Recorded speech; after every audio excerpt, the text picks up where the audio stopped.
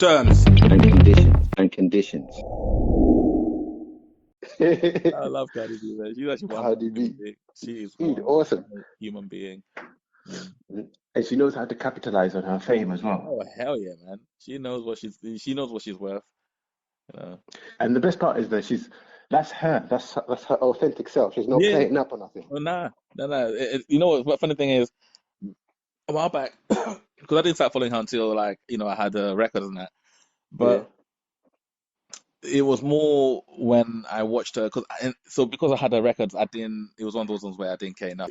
You see things and you assume and you just judge and you just think, you know what, it's just another female artist who's doing this thing. It's I'm gonna look this way. But man, I saw her on Rhythm and Flow, man. She is funny, bruv. I was laughing my pants off. Like, there are people who are just like naturally like that's just her. She's silly, she's stupid. And for me, that because of my nature, the way I am naturally anyway, that Yeah. kind of feeds into my soul. Her silliness, just the way she comes with things off the cuff, like just saying, "Yeah, popping my pussy." It's just like, what? Who is that? Like you're on live TV.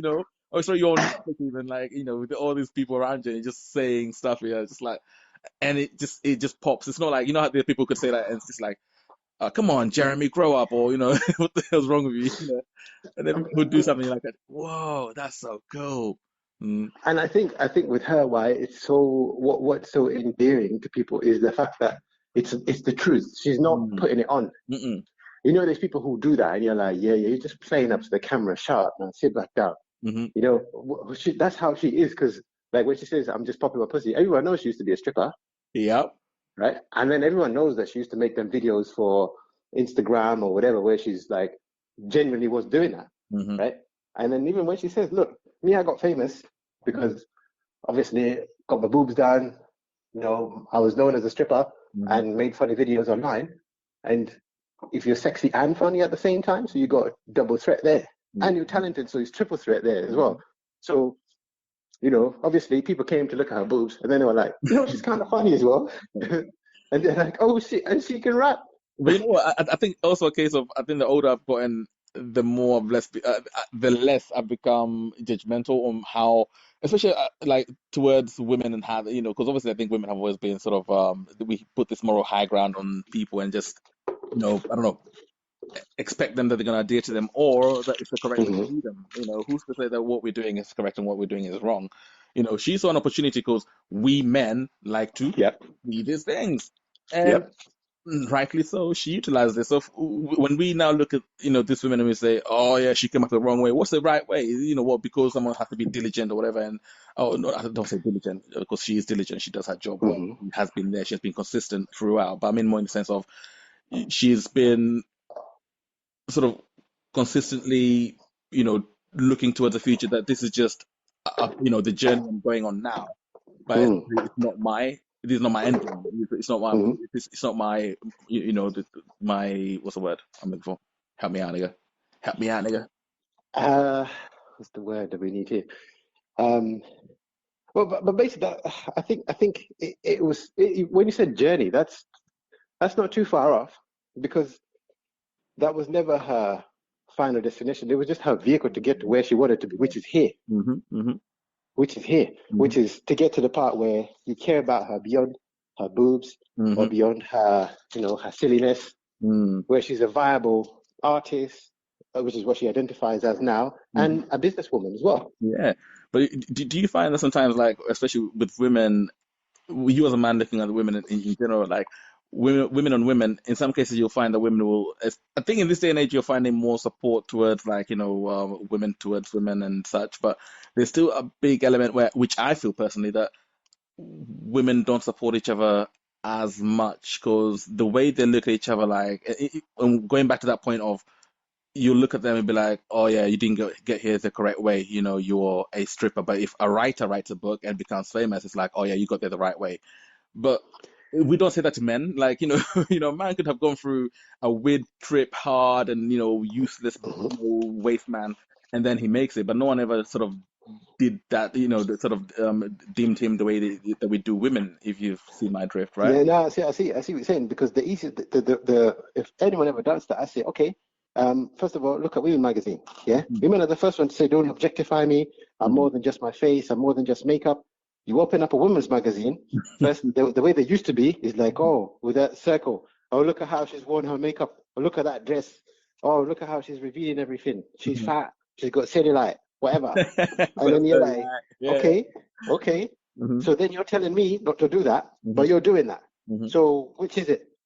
Oh yeah, men are objectifying women. Da, da, da, da.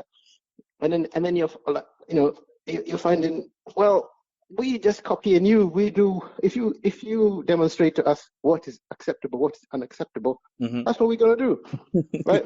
Do you know what I mean? That's exactly what we're gonna do. We're not gonna sit over here and make life difficult for ourselves for no reason. And as far as guys are concerned, Mm-hmm. I think again, collectively, subconsciously, society have agreed that when a guy does something and when a mama does something, those are different. Mm. That's not necessarily right, Mm-mm. but it's approved subconsciously by society. And I think what's happened lately is that a number of people have come down and said, no, that's not okay. That's an improper way for us to live together as human beings. Mm. If we're saying equal is equal, then it's equal, then, isn't it? Mm-hmm. It doesn't matter if a guy did it or if a woman did it. You can never take away from the fact that ultimately, and people, as much as people try to say, oh, no, but men and women, there's no difference. Mm-mm. I always say, look, men and women are different, okay? But those differences should not be used against each other. They should be used to help each other. Mm-hmm. They say, yeah, but how are men and women different? I'm like, stop, man. Mm. I don't get a period, Mm. right? I don't. I have no idea what it's like to get a period. Sometimes the way you be coming at me sometimes with your moods. I'm like, yo. Yeah, man. I get mood swing, but I don't get period. But this is what I mean. It's like so. If a mama says I need time off because I'm having trouble with feminine times, Mm-hmm. guys are not going to be like, fuck that, get back to work. Some men might be. Do you know what I'm saying? If I have to come to work, you have to come to work. Some men are different. Some men are like, no, you got a little trickle happening. Nah. Come into work. Yeah, but you see, those are the exception. That's not the normal. Normal people, everybody understands. Mm. Yeah, it's true. And women get to that point, you have to leave them alone. Mm-hmm. Right? Nobody is sitting there saying, if you want peace, if you're a man and you want peace, if she tells you she need to sit down, let her sit down. Mm. Right? This is only going to come back and bite you in the ass later. Just leave it. Just pick your battles. Yeah. So, and that's what I'm saying. But then those are the differences that I'm talking about. Is like you shouldn't use those to tear each other down. You should use those and understand that certain exceptions have to be made. And that's not to give one an advantage over the other, but that's to accommodate for the fact that you're different than me. Right? I'm not saying you're weaker. I'm just saying you're different. You go through different things than I do. And it would be wrong to treat us all the same, because if we're saying we treat all the same, then fuck that. If I don't take a break, then you don't take a break. Simple as that. If I have to lift a pallet 20 kilograms over my head, I don't give a shit whether you're physically weak or not. We're the same. Do it. Right? No. So, and then people say, yeah, but that's not what I'm talking about. I'm like, well, what are you talking about then? You know, I know the people who say, oh, well, certain jobs should just be certain jobs should just be for men. That's bullshit. I think. Yeah, it's true. You know, if you're talking about, like, for example, computer programmer, yeah, that if you've got a brain, it doesn't matter what your gender is, do the job.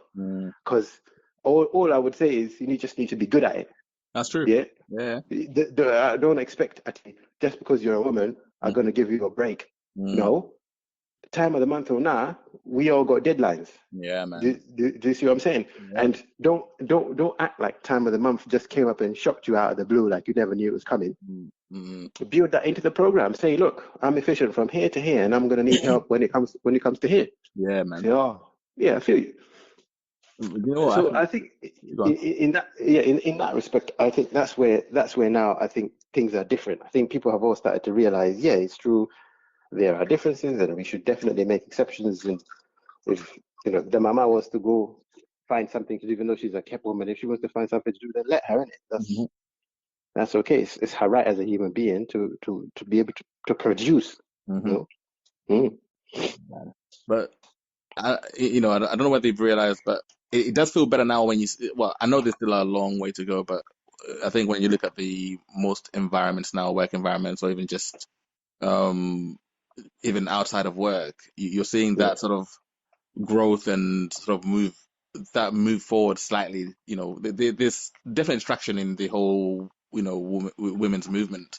Mm-hmm. I don't say women's movement because it's not a women's movement. It's more just about rights, and it should be really a movement for all of us to be partaking. But I don't know, man. I feel now, it's there's more traction. I think Mm-hmm. the Me Too thing, obviously, definitely, made people sort of sit up and be like, "Well, this is happening essentially now." In this day and age, that people are still doing this. But Well, I think that Me Too movement shocked everyone, where mm, people were like, "Whoa, whoa! I didn't realize it was that bad." I mean, okay, yeah, I know people do sketchy stuff, but they were like, mm, "Yeah, but I didn't know it was that sketchy, like crazy like that." You mhm. know, like for example, Harvey Weinstein just having a wank in front of someone, and you were like, "Bro, what are you doing, bro? And That's now he's got dirtbag coronavirus behavior." as well. You hear about that coronavirus situation? No. He can't catch a break, my friend. It's like Oh, he got coronavirus. he's got coronavirus apparently. Unlucky, Yeah, unlucky. mate. Apparently, But but yeah. but you see, the thing is, he doesn't believe he did anything wrong Mm-mm, up to now. He mm-mm. thinks he's the victim. Yep. And you know what's wild? I saw his lawyer Mm-hmm. come on the TV show and be like, on address the media, and they're like, yeah, this is I'm very disappointed by the A the, miscarriage of the, the justice or something, judgment. right? Yeah, it's a miscarriage. How that judge was a coward. Da, da, da. I'm like, yo, you're a Mm-hmm. woman. Mm, You're a woman. mm-hmm. Yeah, you can't tell me you don't understand. Nigga, she's a You can't human. tell me you don't understand. Forgetting the fact that she's a woman, right? She's a human, right? And she's being paid, right? She's a retainer, and whatever she's getting is a. How many people do you know that we see even black lawyers, prosecuting black people for a fake crime that we know of? That you literally looking at evidence, you're like, oh my, seriously, if this goes like any longer, like literally, I'm gonna lose, the will to live. And then the guy gets, the brother gets, sentenced, and you're like, how the hell?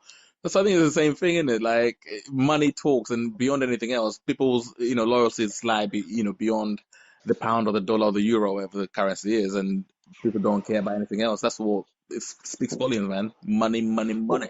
Well, that's sad because then now what you're doing is empowering your enemy Hmm. to work against you. And tomorrow, when somebody grab your boob or try to finger you without your permission, then I'm just going to remind you and say, hey, you said it was cool. But it's not human nature though, like, where we self-sabotage ourselves and then we do this outcry thing of, of angst and anguish of, oh, how could we have let the ball, taken off our eye off the ball so badly and now things are so bad, It's Yep. human nature. The amount of times we've essentially fucked up, whether it's anything around us, our families or whatever, and then, you come back and you have that self-reflection and the whole, oh, I'm not infallible. I'm just a human being, It's like, it's And, insane and, to and, me.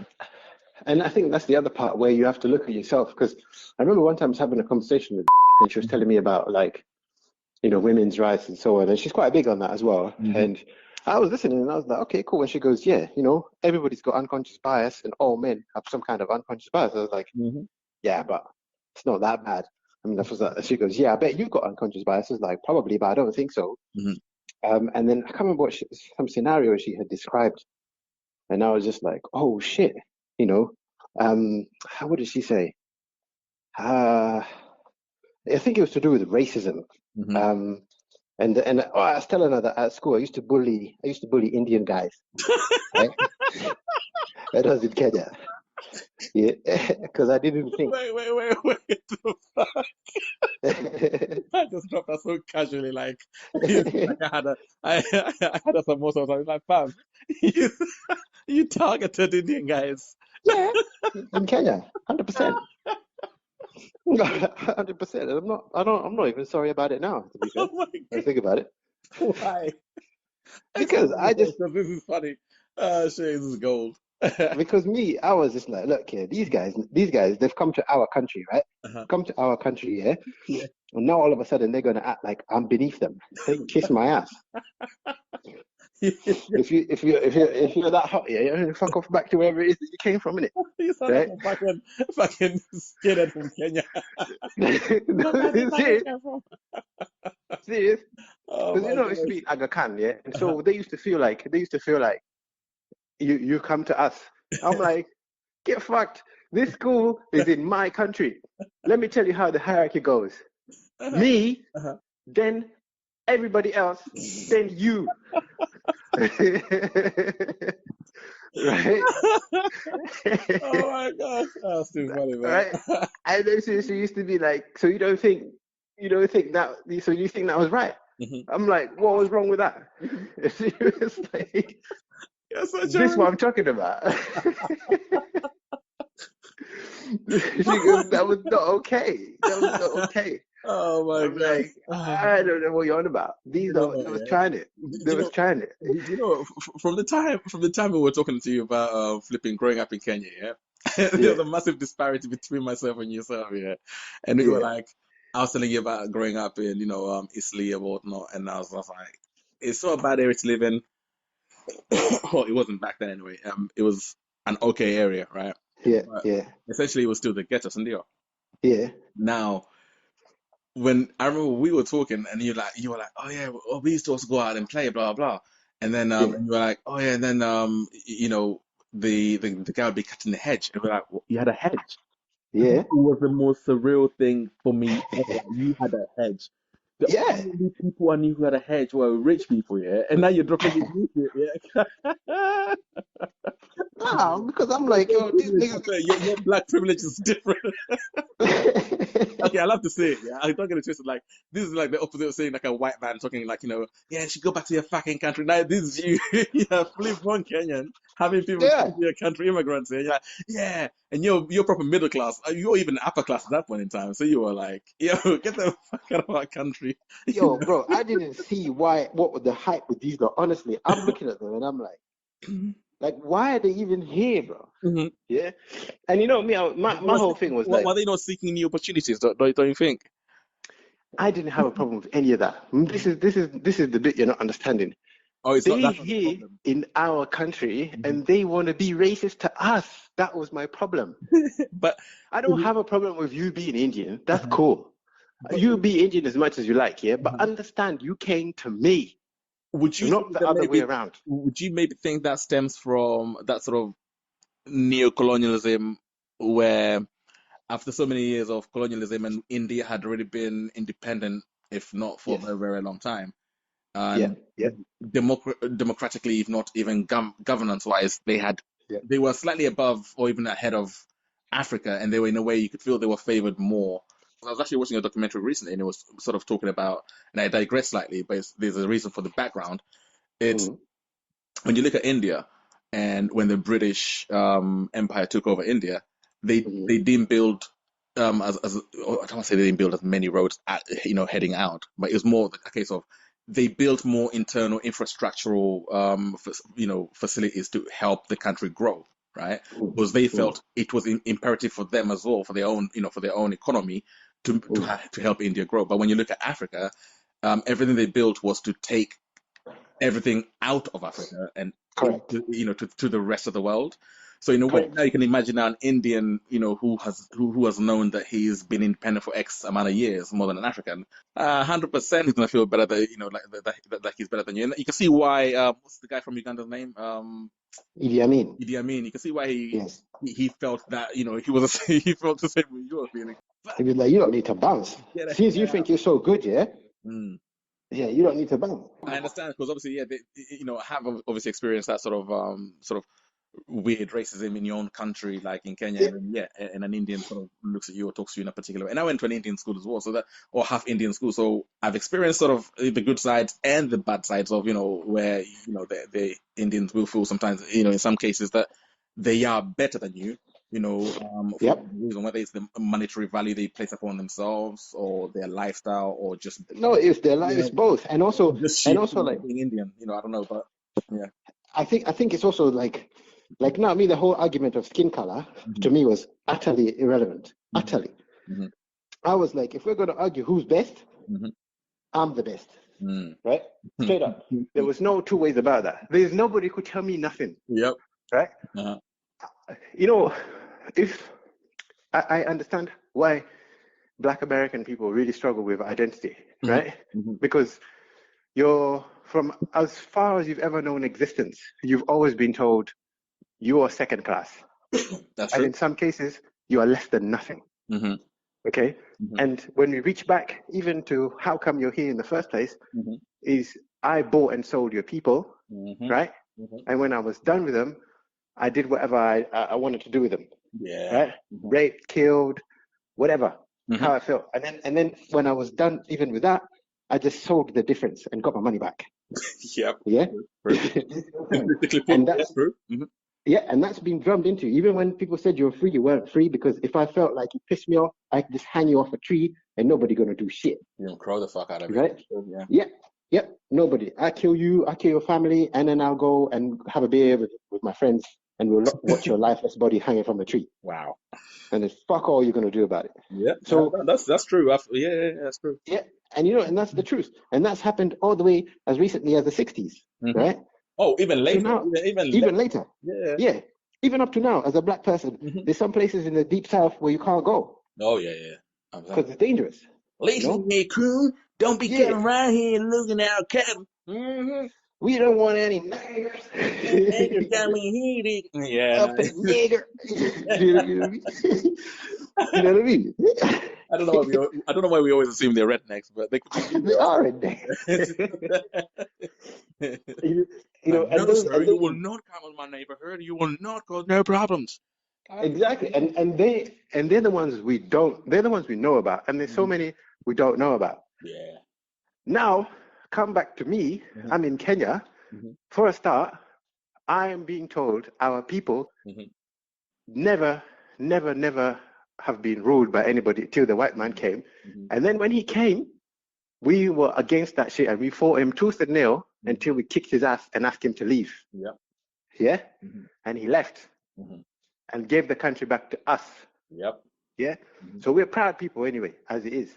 So, and then you look at the people who built the country is us. Yeah. Everybody who got a good job, doctors, lawyers, engineers, scientists, and everything in between is us. Yeah. So here come along Mr. Patel, all of a sudden trying to tell me that his son is better than me. I can't, like, get the fuck out of here. We kick a white man out of my country.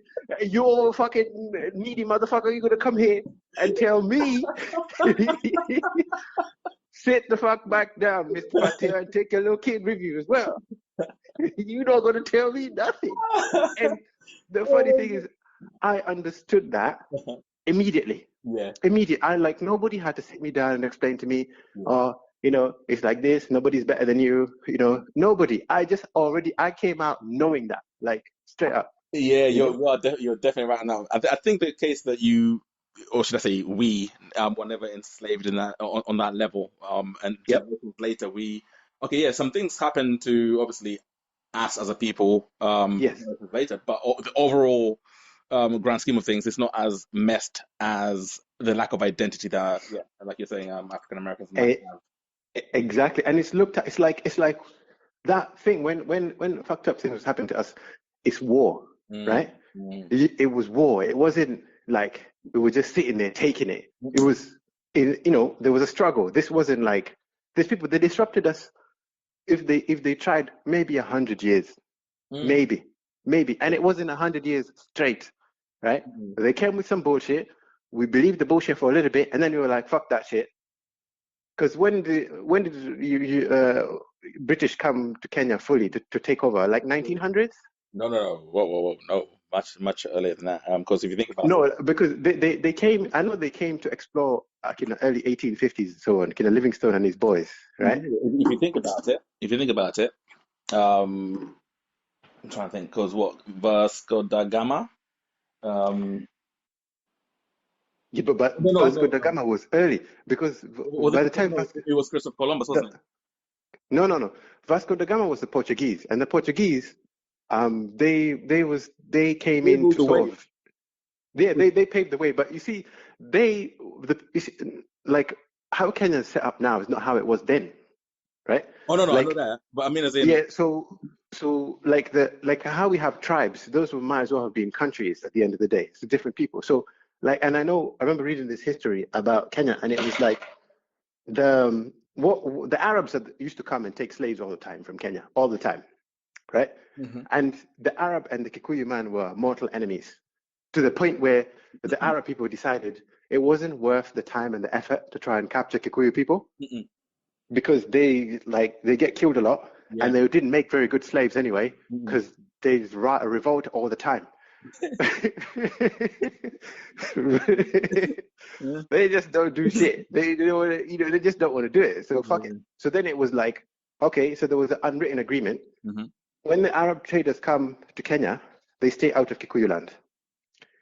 And the Kikuyu people were like, fine, if that's how it's going to be, that's how it's going to be. But here's going to be how it is. Mm-hmm. Any Arab person seen in any part of Kikuyu land will be killed on sight. Standard. So it's like, okay, fair enough. So the trade carried on, kind of, but we did not remain unaffected. But as it goes, it was like we were never really the target. So that carried on like that. Now, when the Mzungu came, Mzungu obviously came with a more sophisticated effort. First of all, he came with religion. And he was like, oh, I'm a missionary. I'm here to help. Mm-hmm. I want to show you something different. You are right. So he came quiet. I was actually thinking about it now. Is it was the 1800s, like something like Yeah. 1895 is when they started, and then 1920s they took over. That's right. Rule of Kenya. That's right. Creative wise, yeah. And again, when they took over the rule of Kenya, they never took it in one go like that. Mm-hmm. They took it slowly. And then eventually they were like, fuck it, this land here now belongs to the Queen, and we're confident that we can take the land. Mm-hmm. Yeah. Mm-hmm. And also that's where divide and conquer came from.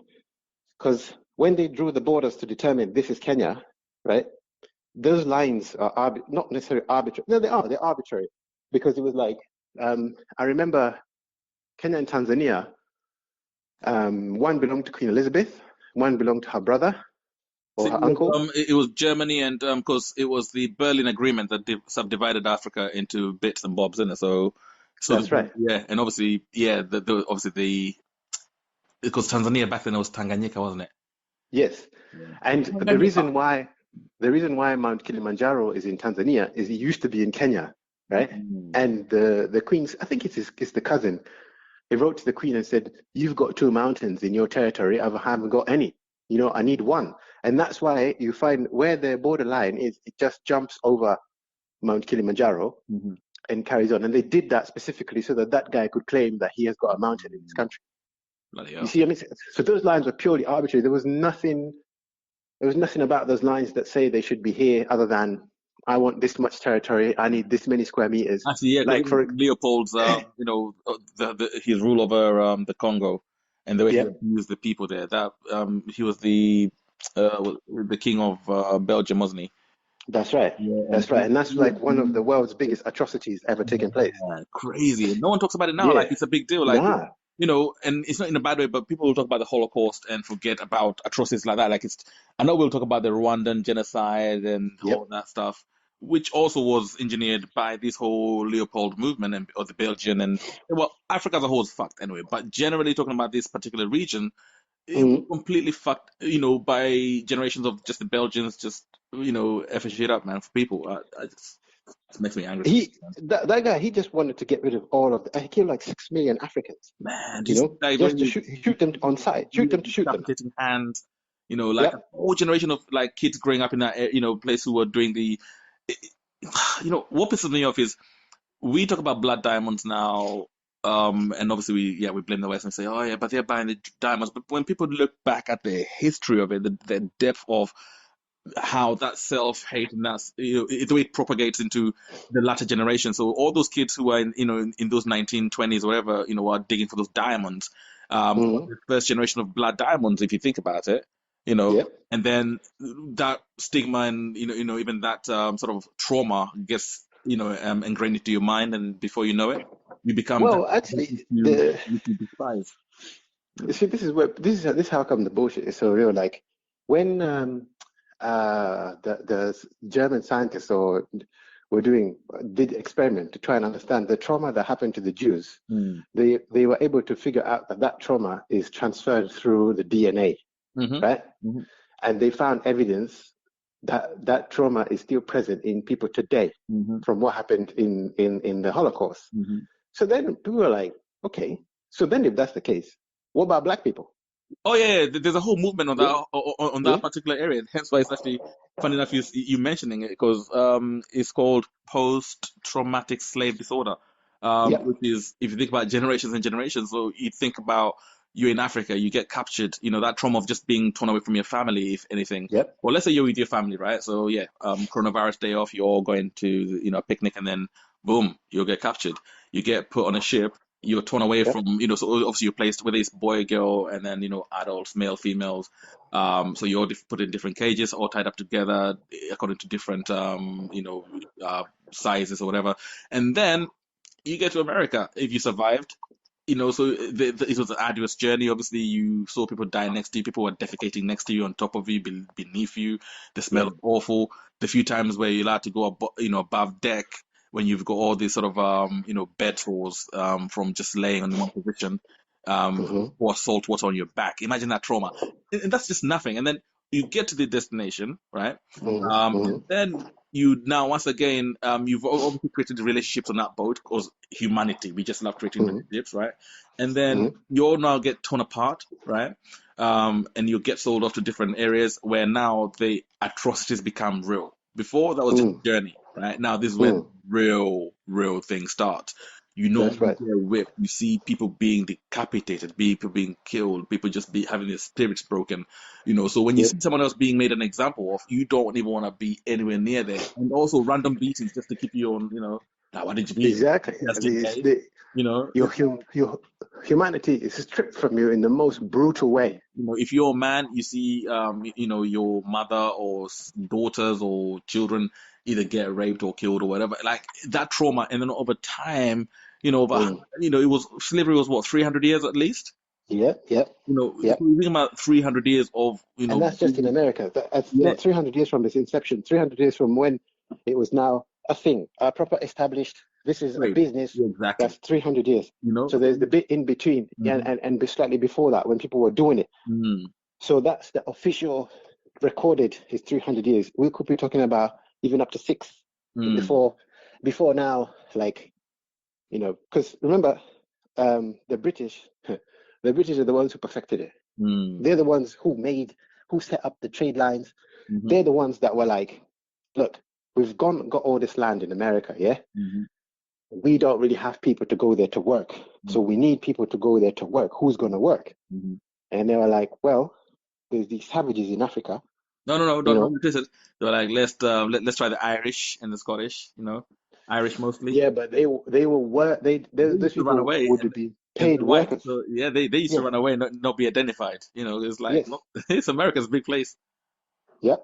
Yep. And remember, America is Kutoka whenever it was Christopher Columbus discovered it in the Mhm. 1600s. Yeah. You know, by the time you get to flipping the high point of the 1700s all the Mhm. way through there. Yeah. So we're talking about actually, realistically, talking about maybe 450 odd years of Imagine, slavery. imagine that. And then what kills us as well is, like, as soon as Britain realized, America is really pushing for their own independence. Yep, They abolished slavery. So it's, people also that's right. talk about, like, slavery was just abolished, like, and oh yeah, we love you so much. But there's all the other connotations of, No. actually financially, it was hurting them. Now it was like, actually, the Americans are now hoarding more of that wealth. We're like, we And can't. And then now that's when they had that war of thing, innit? Independence. You know. they had that exactly because they had unlimited free labor, Yeah, because and that's what that's when they were talking about, oh yeah, we should abolish slavery, and they're like, no, we won't. Oh, wouldn't you? well, exactly because slavery was made illegal in everywhere in the British Empire, Mm-hmm. which was the rest of the world, Hmm. basically, And America right? was like, we want to secede. We don't want to be part of the government. Exactly, because America was like they were the only power because they had enough money. They were Hmm. only power to challenge, and also they didn't need to go anywhere to challenge the British. British had to come to them. Yeah, so you Mm-hmm. got to bring your boys here to fight. I'm saying, bring your boys then. We Mm-hmm. got people here too, and we got mad slaves. Mm-hmm. You see what I'm saying? And then even in America, when America decided to abolish slavery, again, it was a financial thing because the southern states were saying, we want to become independent of the North, right? And the North were like, fuck that. You lot are making money hand over fist, yeah? Because like you have, again, got an unlimited a free labor force, yeah? How, because think about it, slaves weren't just picking cotton. Slaves were doing everything, anything that equates to work, slaves were doing it for free, right? So You know what? why would you be, I don't know, a gardener? There's no money in it, right? You know what? But Yeah. what I can do, if I'm white, what I can do is buy a couple of slaves, right? Go around, take the contracts, and get the slaves to do it Yeah. for free. You know what? Yeah. I think that was the first. It was sort of the first, in a morbid way to look at it. It's like it's sort of the first time the world was sort of moving into automation. You know, it's like Yeah, you're rich enough. It's just like, yeah, yeah, the work will get done. Don't worry about it. You know, how will yeah, the food get yeah. here? Don't worry, the food will show up. Don't you worry about that. The food will show Don't up. worry about it. You I know. got a system, Mhm. efficient system. But also, like thinking about it now. Actually, what was my point? I had a point. I had a point.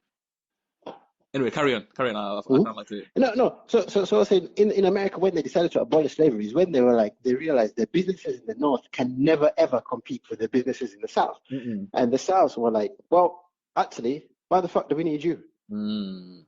Yeah, Mhm. we could do everything ourselves. Well, fuck it. I mean, the slaves can do it, but you know what I'm talking about. You know what I'm saying? And so the North were like, nah, this isn't just a fight for the end of slavery. This is a fight for business. This is a fight for us as well. These people are outstripping us. Mhm. You know, dollar for dollar. There's no, we can't compete with them. So we need to end slavery and make all men equal. And then they have to pay their slaves, and then that means now they have to come in line with the rest of us. So Yeah.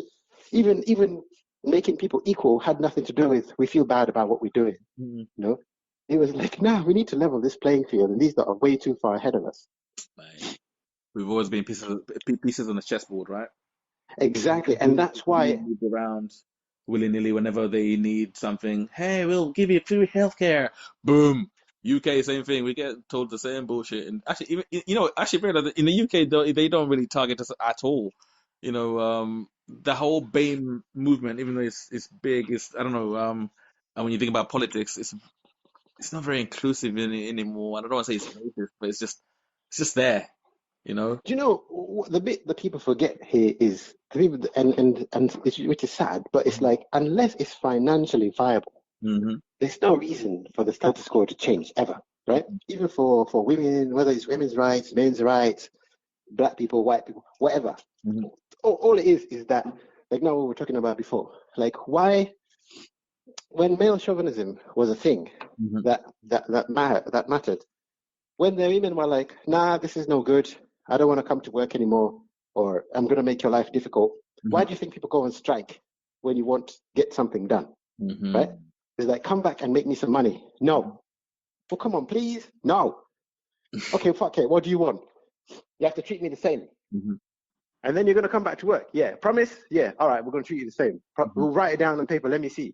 And as soon as they do that, what do? They put another rule in there to Mm-hmm. go around the first rule. You see what I'm saying? Mm. And so like that's why in America when the slaves were made free, then they had that Jim Crow segregation. Mm-hmm. Okay, segregation means fine. We're all the same, but we're not equal. Mm-hmm. You do your thing, we do our thing. As long as your thing doesn't make you more money than my thing.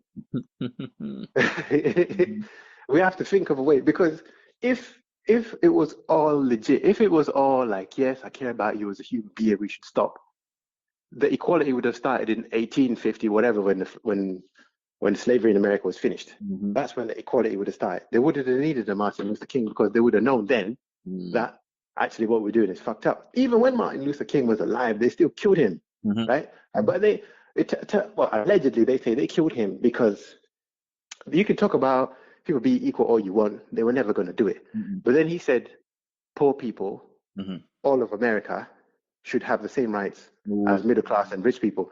And they were like, you need to shoot that guy tomorrow. like ASAP.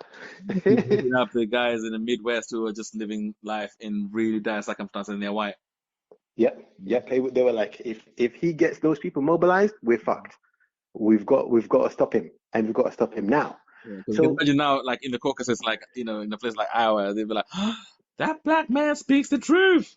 oh Yeah, shit! Now it's like a scene from South Park, and that black man speaks, that nigga speaks the truth. exactly. He might be a nigger, but he's on my side. We took our jobs. It's like- Exactly. Exactly. Yes, they took our jobs. And then now, see, now they say they took our jobs, but now they're like, it's not about black or white. They took our jobs. Like, oh fuck. Yeah. It's like, whoa. Now we can't let them do that. We have to stand up. Mhm. And so, the rumor goes that's why they killed him for real, because they were like, it wasn't so much about him wanting black people to be free, it was the fact that he was getting ready now to mobilize poor white Americans and bring them on his side. And if he gets them on his side, boom, that's it. It's game over. The rule have to change for outright. Yo, thanks for tuning in. Yeah, make sure to like and comment below. And don't forget to subscribe. Yes, sir.